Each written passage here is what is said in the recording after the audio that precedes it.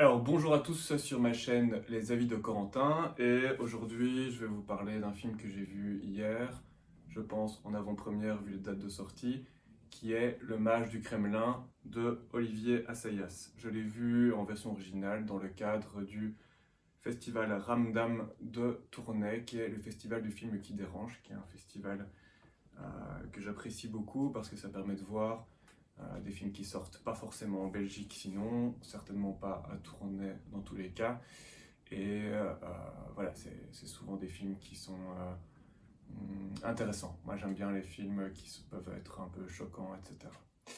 Et c'est le festival du film qui dérange, donc comment dire, ça nous pousse à certaines réflexions. Alors, à propos de ce film, le premier point, c'est que c'est tiré d'un livre que j'ai lu. Et donc, même si c'était il y a quelques temps, au moins un an ou deux, que je l'ai lu, c'est extrêmement fidèle au livre.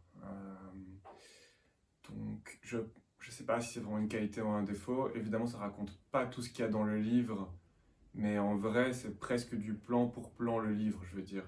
Dans la chronologie, c'est la même chose, les faits racontés, c'est la même chose. Je me souvenais du livre en regardant le film. On reviendra plus tard là-dessus, je pense. Pour moi, c'est un défaut comme une qualité.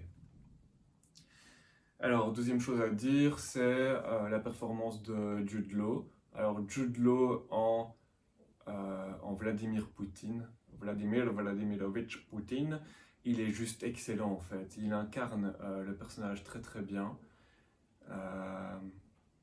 Ouais, on voit qu'il s'est préparé pour le rôle et honnêtement c'est assez spectaculaire. Il y a aussi un autre acteur que je connaissais parce qu'il a joué dans Westworld, c'est Jeffrey Wright qui joue l'écrivain, qui joue le rôle de l'écrivain du livre en fait, en gros. Alors ici, dans le cas du Ramdam, c'est un énorme succès parce ils lui ont réservé 6 salles. Donc 6 salles le même soir pour le même film qui sont, j'imagine, toutes remplies.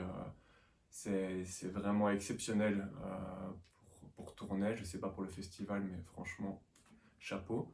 Donc ça veut dire que ce film a quand même un certain attrait a priori, probablement à cause de l'actualité, on y reviendra par la suite. Il y a un aspect qui peut être assez négatif, surtout pour des personnes qui ne sont pas forcément intéressées au sujet, c'est que l'acteur qui joue le mage du Kremlin, il a une voix assez monocorde et alors c'est voix off presque tout le temps. C'est-à-dire que le film, c'est comme si on était à parler avec lui. Donc en fait le film, un des contextes du film, c'est que c'est l'écrivain qui fait une interview du mage du Kremlin. Et le livre, tout comme le film, c'est ça. C'est ce que le mage du Kremlin raconte de sa vie et de sa carrière, ce qu'il veut bien raconter, ce qu'il veut bien dire, etc. Sachant qu'on est en Russie et que donc il ne peut pas forcément s'exprimer si librement que ça, qu'il n'est pas forcément au courant de tout. Et ça fait en sorte que, je ne sais pas comment ce sera traduit en version française, mais c'est forcément une voix assez monocorde, un peu caricaturalement russe, j'ai envie de dire. Et je sais que ça peut certainement ennuyer. Moi, ça m'a pas dérangé. D'ailleurs, j'ai été attentif tout le film, alors qu'il dure vraiment longtemps. Je pense qu'il doit durer 2 heures, 2 heures et demie. Mais la personne à côté de moi, par exemple dans le cinéma, se cachait sous sa veste pour regarder son GSM parce qu'elle était ennuyée. Bon, voilà. Je pense que ça plaira peut-être pas à tout le monde. Autre point,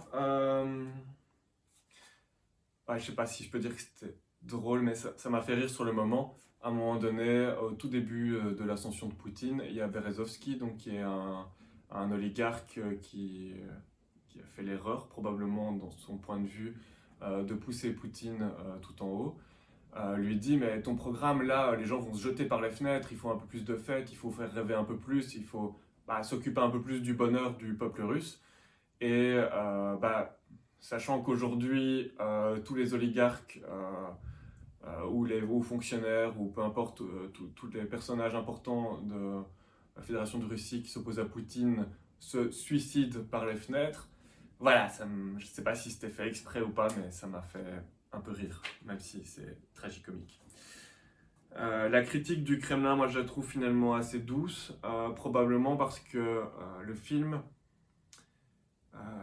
il reste dans son livre justement. Et c'est peut-être un des problèmes, c'est qu'il sort en 2026, il est conçu probablement en 2025. Depuis, il y a eu la guerre en Ukraine, on ne parle même pas de la guerre en Géorgie, etc.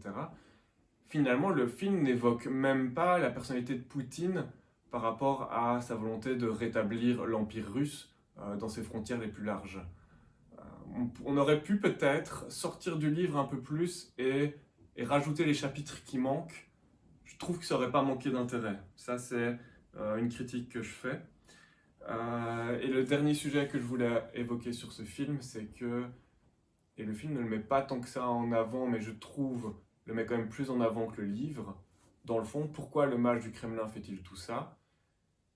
euh, Pour sa femme. C'est-à-dire qu'il veut épater la personne qu'il aime au début du film, qui s'en va avec un oligarque.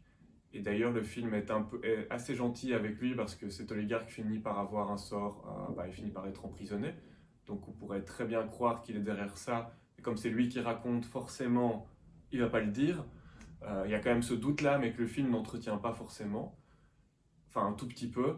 Et donc on pourrait vraiment croire que, puisqu'il ne pouvait pas avoir l'argent, il a voulu avoir le pouvoir. Il a voulu séduire cette femme par le pouvoir.